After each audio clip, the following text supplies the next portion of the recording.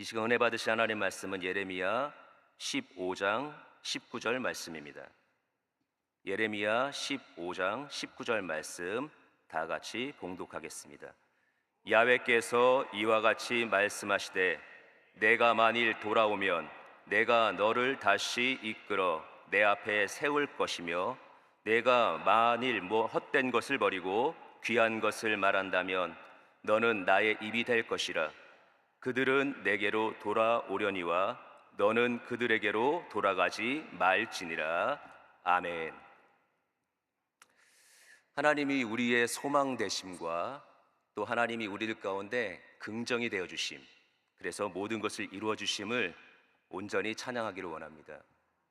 오늘도 여러분 주님 앞에 이렇게 나와서 기도하고 또 부르짖는 모든 가운데 하나님의 선한 역사들이 우리들 가운데 충만하기를 주님의 이름으로 축원을 드립니다. 하나님은 우리의 온전하신 소망이 되십니다. 믿으십니까? 그래서 우리가 기도하는 모든 것들은 하나님께서 아름답게 이루어 주실 줄 믿습니다. 우리가 그 믿음으로 새벽을 나왔고 또 오늘 주님과 동행하기를 원하고 오늘 주님으로 승리하기를 원한 우리들 가운데 하나님은 응답해 주시고 긍정이 되어 주시고 능력이 되어주시고 역사가 되어주실 줄 믿습니다. 오늘도 분명히 하나님께서 우리들 가운데 열어주시는 것은 좋은 것입니다. 어떻게든지 그것을 통해서 합력할 선을 이루시고 선한 결과들로 인하여 우리들이 하나님을 온전히 찬양할 수 있도록 이끌어 주실 줄 믿습니다. 오늘도 우리가 하나님과 함께하는 가운데 우리는 긍정의 삶을 살게 될 것입니다. 그런데 우리가 긍정과 또 축복과 소망이 이루어지는 귀한 삶을 살 때 우리들 가운데 방해되는 것이 있다면 우리는 그것을 해결해야 될 줄 믿습니다. 특별히 긍정으로 살아나가는 우리들 가운데 부정의 일들과 부정의 요소들은 반드시 해결해야 될 줄 믿습니다. 오늘 예레미야를 통해서 우리가 긍정의 삶을 살 때 어떤 것이 우리들 가운데 방해가 되는지 또 우리들 가운데 무엇을 물리쳐야 될지 우리가 다시 한번 살펴볼 수 있는 귀한 날 되기를 원합니다. 그래서 오늘의 제목은 이렇습니다. 긍정의 삶을 위한 환멸 해결. 한번 따라해 보실까요? 긍정의 삶을 위한 환멸 해결. 그래서 오늘은 환멸, 그리고 내일은 적대감, 그리고 내일 모레는 자기 연민에 대해서 우리가 제거할 것들에 대해서 같이 한번 살펴보는 날들 되기를 원합니다. 먼저 환멸이 무엇일까요? 제가 가족들과 또 지인들한테 환멸이 무엇냐라고 물어보니까 지긋지긋하게 싫은 거예요. 이렇게 얘기해요. 넌덜이 난다, 진절머리 난다, 이런 얘기들을 해요. 또 다른 개념으로도 알 수 있겠지만 사실 환멸이라는 것은 사전적인 의미로는 이렇습니다. 어떤 일이나 사람에 대해서 가졌던 기대, 가졌던 꿈, 가졌던 이상들이 깨어질 때 느끼는 실망감이나 허무감, 기대했는데 꿈꿔왔는데 그 사람한테 또 어떤 일들에 대해서 안 되니까 내 마음속에 들어버린 실망감, 그리고 허무함, 그리고 그것으로 인해서 싫어짐. 오늘 우리가 나눌 것은요, 오늘 우리가 제거해야 될 부정적인 것은 기대했는데 안 되어서 내 마음 가운데 다가온 실망감, 절망감, 그리고 그것으로 인해서 싫어지는 거 많이 경험하죠. 바랬는데 잘 안 되고 기대했는데 뜻대로 안 됐을 때 너무나도 우리들 마음 가운데 낙심이 되고 싫어지죠. 그런 마음들이 우리들 가운데 부정적인 요소가 될 수 있기 때문에 그것으로 인해서 긍정의 삶에 방해가 되기 때문에 우리가 긍정으로 나아가는 힘을 얻는 것도 중요하지만 긍정의 삶 속에서 방해가 되는 환멸감도 우리가 제거해야 된다는 것을 기억하는 우리 모두가 되기를 주님의 이름으로 부탁을 드립니다. 오늘 우리가 읽었던 본문, 그리고 오늘의 그 본문 속에 나오는 주인공인 예레미야도 이와 같은 환멸감, 꿈꿔왔고 기대했고 바랬는데 뜻대로 되지 않아서 느꼈던 환멸감, 느꼈던 공허함, 느꼈던 싫어짐이 있었다라는 것을 우리는 말씀을 통해서 알 수 있습니다. 예레미야는 세 가지를 경험했습니다. 하나는 무엇이냐면 제사장 집안에서 태어났습니다. 태어나기를 제사장 집안에서 태어났기 때문에 그는 나중에 커서 제사장이 될 것이다. 그래서 어떤 제사를 드릴 것이고 하나님 앞에 어떤 자세를 가져야 될지에 대한 꿈이 있었을지도 모릅니다. 왜냐하면 주변 환경이 그렇게 가르쳐 왔기 때문에. 그런데 하나님이 원했던 것은 그것이 아닙니다. 하나님이 원하셨던 것은 제사장의 꿈이 아니라 선지자로서 세워지기를 원했을 때, 그는 가족들, 친척들, 그리고 그들이 머물러 있던 모든 곳에서 있던 사람들하고는 다른 결로 자라나야 되는 어려움이 있었습니다. 그러나 하나님께서 정하셨고 하나님께서 말씀하셨기 때문에 그는 선지자로서 틀렸지만, 달랐지만, 결이 달랐지만 그는 그런 기대감을 가지고 살았습니다. 그런데 그 결과가 무엇이었습니까? 사람들로부터 무시당했습니다. 그리고 사람들이, 때로는 가족들이 속였습니다. 그리고 뒤에서 욕을 합니다. 예레미야 12장 6절에 이렇게 말씀하고 있습니다. 내 형제와 아버지의 집이라도 너를 속이며 내 뒤에서 크게 외치나니 그들이 내게 좋은 말을 할지라도 너는 믿지 말지니라. 가족들이, 그 다음에 그 주변에 있는 사람들이 그를 속이고 뒤에서 욕을 합니다. 또 그는 이런 경험을 합니다. 하나님께서 약속하셨습니다. 여러 나라의 선지자로 세워주신다고. 여러 나라, 꿈이 생기죠. 한 나라의 선지자, 한 나라의 예언자로만 세워져도 은혜로운데, 하나님께서 여러 나라, 다양한 곳에 세계적으로 이름을 드러낼 수 있는, 세계적으로 하나님의 일을 나타낼 수 있는 예언자로 세워주시겠다고 약속하실 때 마음속에 기대감이 생겼습니다. 그래서 그들을 향하여 예언하고 그들을 향하여 하나님의 뜻들을 정할 때마다 그 결과는 어떻습니까? 오히려 미움과 폭력과 저주가 그에게 다가왔습니다. 얼마나 실망이 되었겠습니까? 얼마나 기대감이 무너지는 일들을 경험했겠습니까? 그래서 예레미야 26장 8절은 이렇게 얘기합니다. 예레미야가 야훼께서 명령하신 말씀을 모든 백성에게 전하기를 마침에 제사장들과 선지자들과 모든 백성이 그를 붙잡고 이르되 네가 반드시 죽어야 하리라. 분명히 그가 가졌던 꿈들과 그에게 허락됐던 하나님의 약속들은 정말로 아름답고 커다랬습니다. 그런데 결과는 무엇입니까? 그 크기만큼 상처와 아픔과 폭력과 위기가 다가왔다는 겁니다. 또 하나의 그가 경험했던 환멸감이 있습니다. 어떤 것이었을까요? 백성들을 위해서 중보합니다. 예레미야는 눈물의 선지자입니다. 그런데 그 눈물이, 백성들 때문에 흘렸던 눈물이 이 일들로 인해서 자기의 눈물로 바뀌어버리는 일이 있었는데, 무엇이냐면 하나님이 백성들을 위해서 예레미야가 드려졌던 기도에 대해서 응답해 주시지 않겠다고 거절을 하십니다. 이스라엘에 있어서는 모세라는 훌륭한 인물과 또 사무엘이라는 훌륭한 인물이 있었습니다. 무엇이 훌륭했냐면 그들은 중보자였습니다. 그리고 하나님 앞에 기도하면 하나님께서 모세와 그리고 사무엘의 기도들은 다 응답해 주셨고 그 중보의 역사들이 일어났습니다. 그런데 예레미야가 기도했을 때 하나님이 예레미야에 대해서 뭐라고 말씀하냐면, 이 자리에서 네가 했던 그 기도는 모세와 사무엘이 와서 기도를 동시에 할지라도 안 들어줄 거야. 지금 예레미야는 그 중보 기도에 대해서 하나님의 거절을 경험합니다. 그래서 모든 눈물이, 백성들을 향했던 눈물이 자신의 눈물이 되어버리는 그런 상실감과 그런 환멸감을 느끼게 되었습니다. 그는 기대했었고 꿈꿔왔고 반드시 될 것이라고 믿었던 일들에 대해서 실망을 경험했고, 그래서 그 모든 일들이 싫어지는 경험을 하게 됐습니다. 우리도 마찬가지 아니겠습니까? 우리 자신에 대해서 기대감이 있습니다. 내가 이 정도는 돼야 되지 않을까? 그런데 내 실력을 보고, 내 위치를 보고, 내가 겪는 일들을 보고, 나를 상대하는 사람들의 그 말들을 볼 때마다 내 안에서는 상실감이 생기고, 내 안에서는 공허함이 생기고, 내 안에서는 모든 것이 싫어지는 그런 일들을 경험할 때도 있습니다. 분명히 우리는 하나님이 우리들 가운데 긍정이 되시고 소망이 된다는 것을 알고 있습니다. 그럼에도 불구하고 그런 겪는 일들로 인해서 우리가 환멸감을 느낄 때가 있다는 거죠. 가정은 어떻습니까? 내가 꿈꿔왔던 가정입니까? 예, 그럴 수도 있습니다. 그리고 하나님은 반드시 내가 꿈꿔왔고 기도했던 대로 응답해 주실 줄 믿습니다.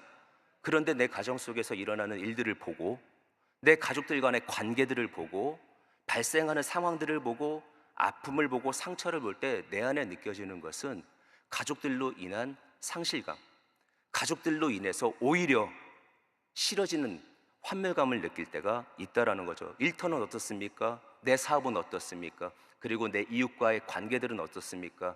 안타까운 것은 때로는 내 믿음의 자리라고, 내 신앙의 자리라고, 내 모든 것을 맡겼던 교회 왔을 때 교회에서 내가 시험에 들거나 내가 실족할 때도 있다라는 거죠. 그리고 내가 꿈꿔왔고 내가 기대했던 교회의 모습, 교회 안에서의 관계의 모습, 교회 안에서의 선한 모습들이 아니라 상처로 다가오는 일들을 경험할 때도 있다라는 거죠. 예레미야가 그랬듯이 우리도 어찌 보면 기대했던 것, 신앙으로 말미암아 기대했던 일들 속에서도 절망을 경험하고 또 때로는 그것으로 인해서 상실을 경험하고 공허하고 그래서 싫어질 때, 그래서 멈춰버릴 때가 있다라는 것을 기억하는 우리가 될 때 다시 한번 그 모든 것 안에서 머물러 있는 것이 아니라 나아가는 우리 모두가 되기를 주님의 이름으로 부탁을 드립니다. 예레미야는 이런 고백을 했는데 어찌 보면 우리의 고백과도 동일할지도 모릅니다. 예레미야 15장 18절의 말씀입니다. 나의 고통이 계속하며 상처가 중하여 낫지 아니함은 어찌됨이니까 주께서는 내게 대하여 물이 말라서 속이는 신의 같으시리이까 라는 얘기를 합니다. 이게 지금 믿음의 사람으로서 하나님에 의해서 구별되고 세워진 사람, 그리고 어찌 보면 우리들이 성도들 가운데서 우리들 가운데서 해야 될 얘기일까요? 어찌하여 내 안에서 고통이 사라지지 않고 계속 더해집니까? 어째 내가 받은 상처는 낫지도 않는데 하나님은 자꾸 나한테 하나님께로만 오라고 합니까? 내가 때로는 하나님이 속이는 시내 같을 때가 느껴질 때가 있습니다라는 고백을 우리는 어쩔 때 입으로는 안 해도 마음으로 할 때가 있다라는 거죠. 이게 바로 환멸, 이게 바로 상실감, 싫어짐의 위험이라는 거죠. 부정적인 요소고 그것이 우리들 가운데 하지 말아야 될, 갖지 말아야 될 것이라는 거죠. 환멸이 생기면 어떤 일이 생기지 아십니까? 내가 싫어집니다. 환멸을 경험하고 상실과 공허함과 싫어짐을 경험하면 다른 사람이 싫어집니다. 그래서 자신에 대해서도 비판하고 상황에 대해서도 비판하고 사람들에 대해서 냉소적이고 비웃습니다. 그리고 하나님을 왜곡합니다. 그리고 소망에 대해서, 긍정에 대해서 부정으로 다가섭니다. 이게 과연 성도들로서, 신앙인으로서 가져야 할 모습일까요? 그렇지 않습니다. 그럼에도 불구하고 환멸 속에 우리가 머물러 있으면 어떤 일까지 일어납니까? 하나님을 향하여 당신은 나를 속이는 시내 같습니다. 물이 하나도 없는데 물이 많은 시내처럼 나를 속일 때가 있습니다 라고 얘기도 하고, 또 예레미야 15장 10절에는 이렇게 얘기합니다. 내가 내게 재앙이로다. 나의 어머니여, 어머니께서 나를 온 세계에 다투는 자로, 싸우는 자를 만날 자로 낳으셨도다. 내가 꾸어주지도 아니하였고 사람이 내게 꾸이지도 아니하였건만은 다 나를 저주하는도다.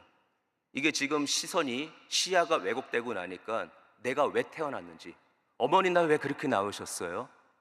어머니 왜 나를 그런 식으로 낳으셔서 왜 내가 사람들로부터 저주를 받아야 됩니까? 라고 해서 원망이 번져나가기 시작하죠. 이게 환멸의 위험이라는 거죠. 그랬을 때 우리는 어떻게 될까요? 서두에서 말씀드렸던 것처럼 우리는 긍정의 사람입니다. 우리는 하나님의 사람입니다. 우리는 소망의 사람이고요. 하나님이 우리의 소망 되시고 긍정 되시기 때문에 모든 결과는 아름답고 좋을 것입니다. 우리는 그것을 믿고 나아갑니다. 그래서 부정적인 것을 걷어내야 되는데 바로 환멸을 우리는 걷어내야 될 줄 믿습니다. 오늘 예레미야가 하나님의 분명하게 선택받은 사람이고 귀한 일들을 했던 사람임에도 불구하고 왜 하나님 앞에 이런 얘기들을 합니까? 하나님은 예레미야를 통해서 우리들 가운데 가르쳐 주십니다. 뭐라고요? 회개하라고요. 환멸을 느낄 때 방향은 나를 향하기도 하지만 남을 향하기도 해서 나에 대해서는 원망, 나에 대해서는 실망, 나에 대해서는 비관하고 비판할 때 그 화살이 또 다른 사람에게도 향해서 누군가를 향해서 또 누군가가 싫어지고 미워지고 또 누군가에게 책임을 돌릴 때 우리는 그 감정에 대해서 하나님은 뭐라 하시냐면 회개하라고 합니다. 합당하고 또 당연한 것처럼 보이고 원인이 딴 데 있는 것 같지만 하나님은 우리에게 분명하게 회개하라고 촉구를 하신다는 거예요. 그 예레미야 15장 19절 오늘 우리가 읽었던 본문의 말씀인데요, 이 말씀을 세 번역으로 우리가 같이 한번 읽었으면 좋겠습니다. 예레미야 15장 19절 말씀입니다. 나 주가 말한다. 내가 돌아오면 내가 너를 다시 맞이하여 나를 섬기게 하겠다. 또 내가 천박한 것을 말하지 않고 귀한 것을 선포하면 너는 다시 나의 대변자가 될 것이다. 너에게로 돌아와야 할 사람들은 그들이다. 내가 그들에게 돌아가서는 안 된다. 여러분, 무엇을 말하고 있습니까? 돌아오라라는 거죠. 말을 고치라는 거죠. 방향을 바꾸라는 거죠. 예, 회개하라는 것입니다. 우리가 환멸의 자리, 이유가 합당하다고 우리가 그 자리에 머물러 있는 자리에서 하나님은 우리에게 스톱, 말하지 마, 스톱, 행동하지 마, 돌이켜, 방향을 돌려라고 얘기하는 거죠. 이 말씀을 보면서 굉장히 많은 깨달음이 있었습니다. 나는 지금 어떻게 쓰임받고 있는지, 나는 지금 어떤 자리에 있는지, 나는 지금 분명히 환멸을 경험하지 않고 있는데 그러면 나는 어떤 모습으로 살아가고 있는지, 내 방향이 혹시 하나님이 아닌 내 방향이 세상을 향해 있는지, 나의 입이 하나님을 향해 있지 않고 세상을 향해 있는지, 내가 어찌 보면 내가 하고 있는 말들이 긍정과 소망의 말이 아니라 세상에서 통용되고 있는 환멸과 비관과 비판과 실망과 허무와 싫어짐을 얘기하고 있는지, 혹 내가 있는 자리가 하나님을 향한 자리인지 아니면 내가 있는 자리가 그들과 함께 있는 자리인지. 분명히 예레미야는 말로는 하나님을 향해 그렇게 얘기하고 있지만 하나님께서는 말합니다. 말을 바꿔야 돼. 그리고 네가 그쪽으로 돌아설 것이 아니라 그들이 너를 향해서 돌아와야 될 것이고 너를 통해서 하나님을 향할 것이라고. 여러분, 소망의 사람은 그런 능력이 있습니다. 긍정의 사람은 그런 능력이 있습니다. 여러분들을 통해서 여러분들이 세상을 향하는 것이 아니라 세상이 여러분들을 향할 뿐만 아니라 여러분들이 바라보고 있는 우리 주님, 여러분들이 소망으로 품고 있는 우리 하나님을 향하여 그들의 방향이 돌아설 것입니다. 그리고 그들의 입술이 거룩한 말로 바뀔 것입니다. 그리고 여러분들은 소망을 이룰 것이고 모든 사람들도 혹 절망과 실망감과 싫어짐 속에 있는 사람일지라도 여러분들을 통해서 소망을 이루시는 하나님을 바라보고 하나님으로 기뻐하게 되는 역사가 일어날 줄 믿습니다. 하나님은 여러분들을 그렇게 쓰고 싶고 우리를 그렇게 사용하기를 원하신다는 것을 꼭 기억하는 우리 모두가 되기를 주님의 이름으로 축원을 드립니다. 여러분, 환멸 속에 머물러 있지 마시기를 주님의 이름으로 부탁드립니다. 여러분의 입술이 안 된다, 안 된다, 비관적이다 그러면서 그것이 될 줄 알아? 라고 냉소적이거나 비웃지 않기를 주님의 이름으로 부탁을 드립니다. 제거하시기를 바랍니다. 여러분들의 입술에서는 어찌되든지 긍정을 얘기해야 세상의 절망 속에 있는 사람들이 여러분을 향하여 그리고 여러분들을 통해서 하나님을 바라볼 수 있다는 것을 꼭 기억하기를 주님의 이름으로 축원을 드립니다. 여러분, 이렇게 생각해 봅니다. 하나님과 나 사이에서 기도하고 부르짖었던 모든 기도들이 응답되지 않을 때, 때로는 그 결과가 다른 것으로 나타날 때 우린 너무나도 힘들고 너무나도 버겁습니다. 그런데 그런 일들이 계속해서 겹쳐 일어날 때 어찌 보면 나를 그리고 상황을 의심하다가 하나님을 의심하고 하나님에 대해서 그렇게 해서는 안 되지만 환멸감, 공허함, 하나님에 대해서 무언가 허무감을 느끼고 하나님에 대해서 싫어지는 감정이 들 때가 있을지도 모릅니다. 그런데 비교해 보면 오히려 하나님이 우리 때문에 우리를 향하여 실망하고 절망하고 낙심하고 포기하고 싶을 때가 더 많다는 사실 우리는 분명히 알고 있습니다. 당연히 저울로 잴 수 없지만 우리가 하나님 때문에 환멸감을 느끼기보다는 하나님이 우리 때문에 환멸감을 느낄 때가 많을 수도 있습니다. 그런데 하나님이 우리를 향하여 나 너 때문에 환멸감 느껴 라고 말하지 않습니다. 그리고 우리가 환멸감을 멈췄다고 그래서 그 자리에서 내가 원했던 바야 환멸이 멈춰졌어, 내가 바라던 바야 비관이 멈춰졌어, 내가 바라던 바야 냉소가 멈춰졌어, 내가 바라던 바야 부정적이지 않는 거, 하나님 거기까지일까요? 아니요. 하나님은 우리를 통해서 기뻐하시기를 원하십니다. 우리를 통해서 즐거워하시기를 원하고요. 하나님이 하실 일들을 우리들 가운데 맡기어 우리가 하는 일들을 통해서 하나님이 영광 받으시기를 원하는 것이 하나님의 뜻이고 하나님의 욕심입니다. 여러분, 그것이 우리들 가운데 긍정이고요, 그것이 우리들 가운데 소망이 되는 줄 믿습니다. 그래서 우리가 이 땅 가운데서 또 오늘을 살아나가면서 우리의 매일의 삶 가운데서 내가 혹 환멸을 느끼고 있다면 여러분, 돌이켜 회개하시기를 바랍니다. 내가 혹시 세상 가운데서 잘못 말하고 있는지, 내가 세상과 짝하고는 있지 않는지, 내가 하나님을 원망하고 있지는 않은지, 여러분, 상황에 대해서 사람에 대해서 화날 것이 아니라 하나님을 대해서 원망할 것이 아니라 오늘 돌이켜 회개하고 다시 한번 믿음으로 나아갈 때 우리들 가운데 하나님께서 놀라운 역사를 이루실 줄 믿습니다. 예레미야 15장 20절의 말씀입니다. 내가 너로 이 백성 앞에 견고한 노성벽이 되게 하리니 그들이 너를 칠지라도 이기지 못할 것은 내가 너와 함께하여 너를 구하여 건짐이라. 야훼의 말씀이니라. 견고하여 아무도 건들 수 없고 오직 하나님만이 기뻐 거할 수 있는 노성벽처럼 세워지는 역사가 오늘도 돌이켜 하나님 편의 선자들에게 나타날 줄 믿습니다. 바로 오늘도 주님과 동행하여 승리하고 소망을 이루는 또 하나의 노성벽을 세우는 노성벽이 되는 여러분들 되시기를 주님의 이름으로 축원을 드립니다. 아멘. 기도하겠습니다. 하나님 감사합니다. 이 자리에 오늘도 저희들이 말씀 앞에 섰고 주의 말씀이 이루어짐을 경험하기를 원하는 소망으로 주의 이름을 붙잡습니다. 그래서 오늘도 저희가 아픈 곳에 손을 얹고 또 저희가 문제가 있어 가슴에 손을 얹습니다. 주님, 역사하여 주옵소서. 저희가 믿음으로 하는 모든 것들에 대해서는 하나님이 반드시 응답하십니다.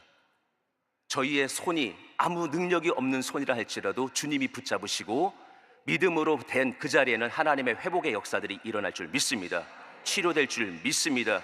그것이 믿음이고 그렇게 해서 나타나는 결과가 우리들 가운데 소망이 되기에 오늘도 회복을 이루시는 하나님은, 우리 예수님의 보혈은 우리들 가운데 소망이 되는 줄 믿습니다. 하나님, 가슴에 손을 얹을 때 하나님, 이것이 어떤 능력이 있습니까? 바로 하나님의 역사가 일어나는 능력이 있음을 저희들은 믿습니다.